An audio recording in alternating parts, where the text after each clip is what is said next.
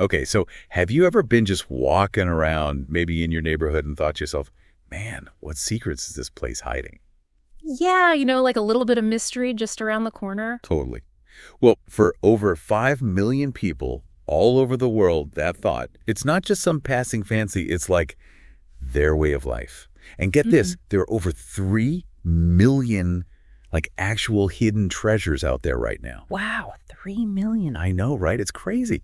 So have you ever actually thought that just going for a walk could turn into like a global treasure hunt? It's pretty amazing to think about, this whole world of adventure just hidden in plain sight. Like everywhere you go could be a potential discovery zone. Exactly. And that's what we're diving into today, right? You've brought in this awesome collection of stuff about this thing called geocaching. We've got bits and pieces from websites like geocaching.com, Wikipedia, even stuff from Texas Parks and Wildlife and NOAA. Oh, and we can't forget the App Store descriptions from Apple and Google Play, and even a transcript from a YouTube video that explains the whole thing. Yeah, we've got a lot to unpack. And the cool thing is, when you look at all of it together, it really paints a picture of a hobby that's both high-tech and, at the same time, taps into something really basic about being human, that thrill of exploring and the satisfaction of finding something new. It's like this perfect blend of modern tech and a very primal instinct. So for anyone listening who's like, okay, what in the world is geocaching? Let's start with the basics. All right, so at its core, geocaching is an outdoor activity. And what you do is you use GPS-enabled devices, so that could be your smartphone, or even one of those dedicated handheld GPS units to find hidden containers. Okay, hidden containers, got it. Yeah, and these containers, they're called geocaches, or just caches for short, and they're stashed at specific coordinates all over the planet. So it really is like a real-world treasure hunt, but with the modern twist. Exactly. It's like a high-tech treasure hunt. All right, I'm intrigued. So we've got all this great material. What's our mission for this deep dive? I think our mission is to really understand what makes geocaching so fascinating. Let's explore how it works, the different kinds of adventures you can have, and maybe uncover some surprising details along the way. I like it. Uncover some surprises. Now, I think the first question on everyone's mind is, how do you actually get started with geocaching? So the first step is pretty simple. You need to create a free account on a platform like geocaching.com. They also have an official app, both for iOS and Android, which is super convenient. It's amazing how accessible it is now, right? Yeah. Like, you don't need a bunch of fancy equipment. Most people already have the main tool in their pocket. Yeah, that's true. Your phone is all you really need to get started. So once you have the app, you just use it to find a geocache near you and then navigate to its location. Sounds pretty straightforward. Yeah, it is. Oh, and one little tip from the sources, bring a pen. Oh, a pen. Why? You'll need it when you find the geocache. Inside, you'll almost always find a logbook. You sign it with your geocaching username and the date to show you were there. Ah, so you leave your mark, basically. Exactly. And then you put the geocache back exactly where you found it so the next person can discover it. After that, you log your find online. You can share that you found it and maybe write a little something about your experience. So there's a whole online community aspect to it, too. You're not just finding these things in isolation. Yeah, there's a really strong sense of community, which is pretty cool. That is cool. So how did this whole geocaching thing even start? Like, it seems pretty modern. What's interesting is that it all started because of a pretty big technological change. In May of 2000, the U.S. government removed something called artificial error from the Global Positioning System, or GPS. What was artificial error? Well, before May 2000, civilian GPS, like what we use in our phones, was only accurate to about 100 meters. But when they removed the artificial error, it suddenly became accurate to within just a few meters. So that meant you could suddenly pinpoint things much more precisely. Exactly. And that's what made geocaching possible. People could now reliably hide and find small containers using GPS coordinates. Wow, so it's like this whole hobby was born out of this one technological improvement. It really makes you think about how these advancements can lead to totally new forms of recreation. It's a great example of that.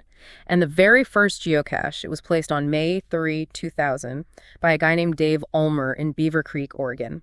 At first, they called it GPS Stash Hunt.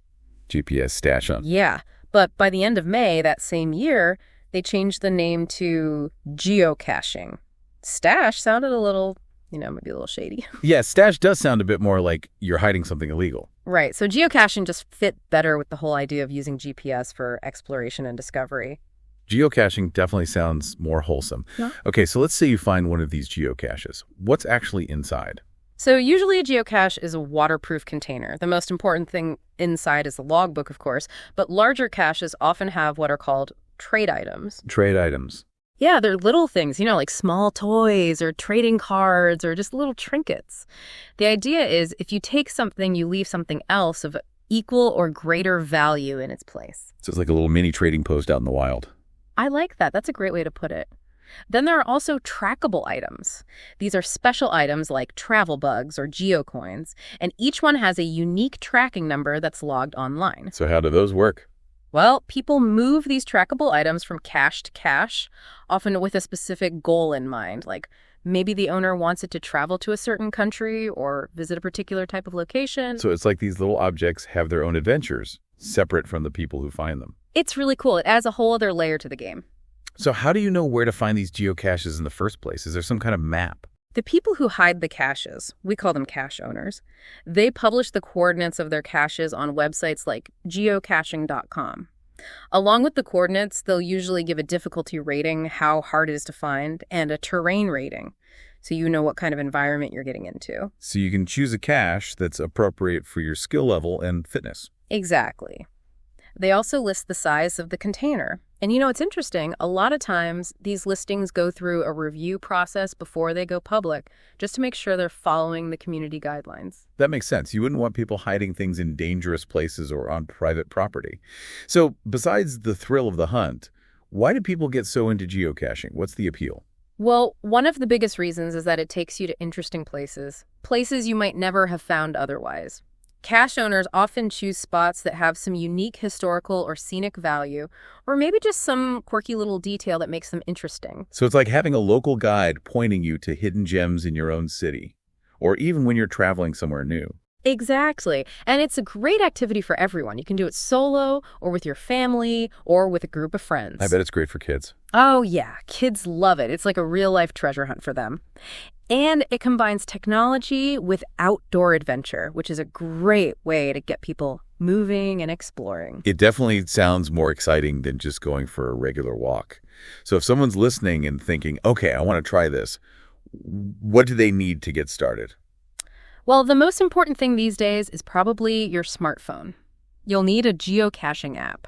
The official geocaching app is a popular one, and it's free to download, although they do have in-app purchases for extra features. Are there other apps you can use? Yeah, there are a bunch of good third-party apps, too. Like, for Android users, there's C.Geo, which is open source, and a lot of people in the community use it. So you've got your smartphone, your app, and you're ready to go. What if someone's a little wary of relying solely on their phone? Maybe if they're worried about battery life or going somewhere with spotty service? Yeah, that's a good point. In that case, a dedicated handheld GPS receiver might be a better option.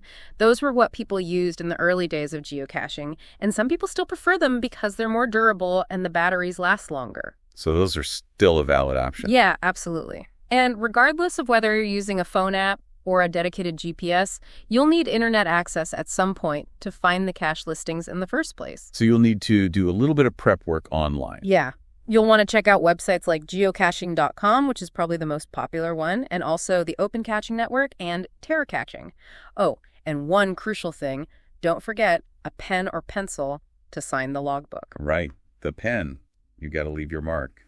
Anything else that might be helpful for a newbie geocacher? Well, it's not essential for your first few finds, but if you're thinking of getting more into it, it's nice to have some small trinkets with you to trade at the larger caches.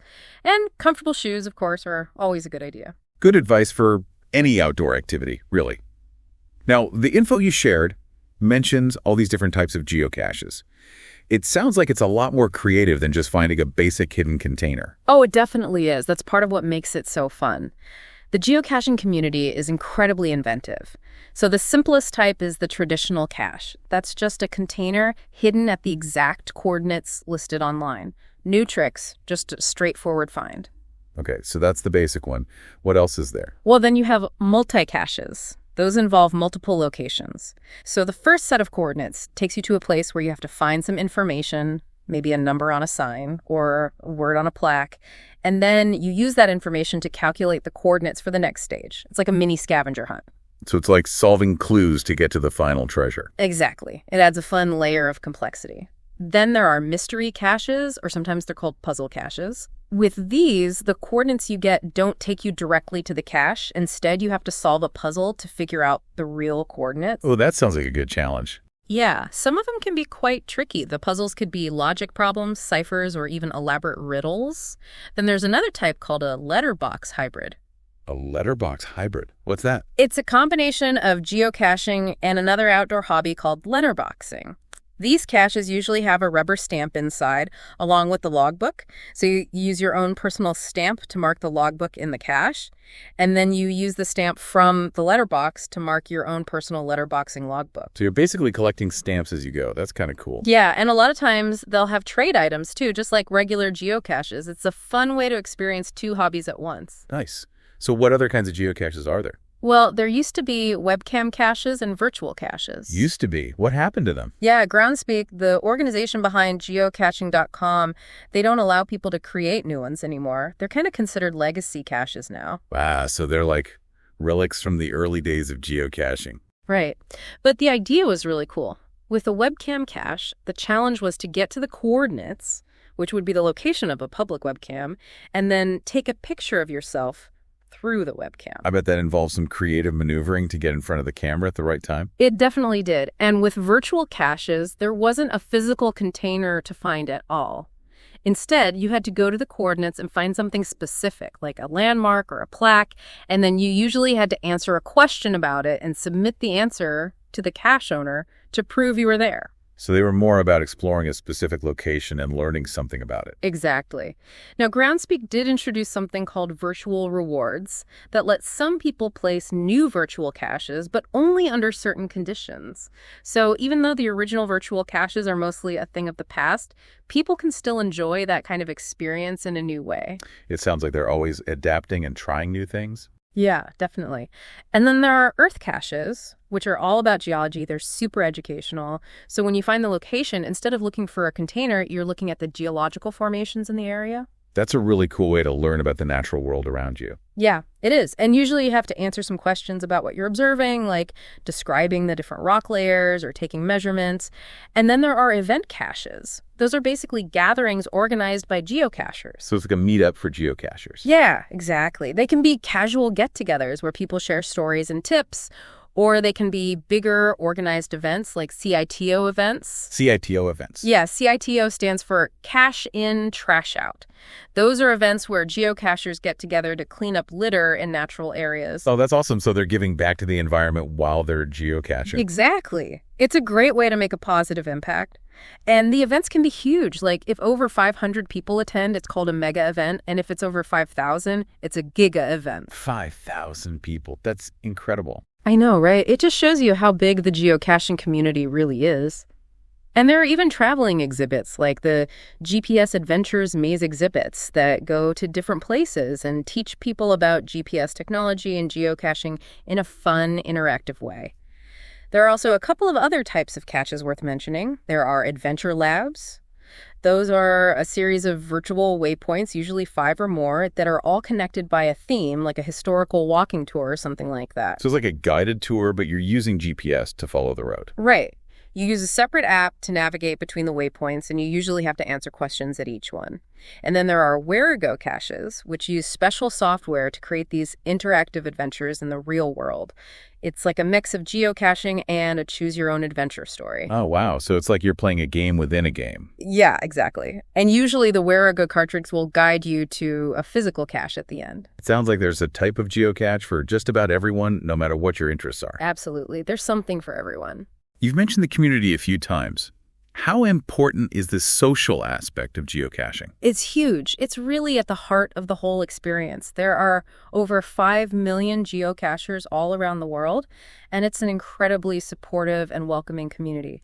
As we talked about, there are all these events you can attend where you can meet other geocachers, share stories, trade tips, and make new friends. It sounds like it's more than just a hobby. It's a whole social network. It really is. And logging your finds online is a big part of it, too. It's a way to share your successes and also thank the people who hid the caches. They love to see who's finding their creations and read about people's experiences. You can even message other players directly if you need a hint on a tricky cache or just want to connect with other local geocachers. That's so cool. Now, I imagine there are some ethical guidelines involved with geocaching, especially since you're hiding and finding things in public spaces. You're right. There are some important ethical considerations. The main principles are all about respecting the environment, not causing any harm, and being mindful of other people. So, don't damage property, respect private property boundaries, and be careful not to disturb the natural environment. What about safety? Safety is super important. Unfortunately, there have been some accidents, even some fatalities involving geocachers, so it's crucial to be aware of your surroundings, know your limits, and be prepared for the conditions you're going into. Groundspeak even explicitly states that geocachers participate at their own risk. It makes sense to be cautious and responsible, especially when you're venturing into unfamiliar territory. Definitely. And there are also specific things to keep in mind, like being discreet when you're searching for a cache so you don't accidentally reveal it to non-geocachers. Why is that important? Well, in the geocaching world, people who don't know about geocaching are called muggles. Muggles, like in Harry Potter. Yeah, exactly. And it's important to be mindful of muggles because if they see you acting suspiciously around a cache, they might accidentally find it, or even worse, vandalize it or take it without realizing what it is. So being discreet helps to protect the caches and keep the game going for everyone. Exactly. And it's also important to label caches clearly as harmless so that if a muggle does stumble upon one, they won't think it's anything dangerous. Labeling is smart. So it's all about being respectful, responsible, and aware of your surroundings. Now, are there any ways in which geocaching can have a positive impact, like beyond just being a fun hobby? Oh, definitely. For one thing, geocachers often come across official survey markers called benchmarks, and they can report the condition of those markers to organizations like NOAA, which helps them maintain accurate maps. So they're actually contributing to scientific data collection. Yeah, it's pretty cool. And then there are the CITO events we talked about where geocachers help clean up the environment. That's a really tangible way they're making a difference. Yeah, that's fantastic. Now, going back to the technology side of things for a moment, we've talked about GPS, but are there other tech aspects that are important for geocaching? Well, GPS accuracy is obviously key, but there's also a file format called GPX that's used to exchange geocache data between devices and platforms. It makes it really easy to download and share cache information. And most geocachers now do paperless geotaching, where they use their phone or GPS device to store all the cache details so they don't have to print out maps or anything like that. So everything's electronic now. Yeah, it's much more convenient. And of course, the mobile apps have made things so much easier and more accessible. They have tons of features like live maps, real-time navigation to the caches, and logging your finds directly in the field. It's amazing how far the technology has come. It really has transformed the whole experience. So where do people go online to find all this geocaching information and connect with other geocachers? The biggest platform is still geocaching.com. They have a freemium model, so you can access a lot of caches for free, but you can also pay for a premium membership to get extra features and access to more caches. What about other platforms? Well, there's the Open Caching Network, which is a group of independent websites that are usually community-run and free to use. They often have different rules about cache placement and types compared to geocaching.com. So there are options for people who prefer a different approach. Yeah, definitely. And there are other more specialized sites too, like Geocaching Australia, which is specifically for people in Australia, and Extreme Caching, which is for people who are looking for really challenging and adventurous geocaches. So there's a whole range of platforms to choose from, depending on your interests and location. And it's interesting to see how the online landscape has evolved over time. Some of the early platforms like opencaching.com and gpsgames.org, which even had these unique location-based games like geodashing, have actually shut down. It shows how the hobby is constantly changing and adapting. It's fascinating how the online communities have grown around this real-world activity. So, as we wrap things up here, what are the main things you hope our listeners take away from this deep dive into geocaching? I think the biggest takeaway is that geocaching is a global phenomenon that combines the thrill of discovery with the power of technology. It brings people together and encourages them to explore the world around them in a whole new way. And there's an incredible variety of geocache types and adventures, so there's truly something for everyone, whether you're a casual walker or a hardcore adventurer. Absolutely. And what about that aha moment for someone who's never really thought about geocaching before? What do you think would surprise them the most? Well, maybe it's the sheer diversity of geocache types. It's not just about finding a box in the woods. There are puzzles to solve, multi-stage adventures, and even events where you can meet other geocachers. And the fact that it's all tied to this technology that most of us carry around in our pockets, that's pretty cool too. Yeah, it's a really neat blend of the physical and the digital worlds. So, any final thoughts for our listeners as we close out this episode? Just this. Take a look around your own neighborhood, your town, or even just the places you walk by every day. There might be hidden treasures and untold stories just waiting to be discovered. Geocaching is a great way to open your eyes to the possibilities for adventure and discovery that are all around you. I love that. So if you're feeling a little adventurous, why not create a free account on one of the geocaching platforms and see what's hidden near you? You never know what you might find. It could be the start of a whole new passion. And thanks for sharing all this great information with us and letting us take this deep dive into the world of geocaching. It's been a real pleasure exploring it with you. My pleasure. Until next time, happy caching, everyone.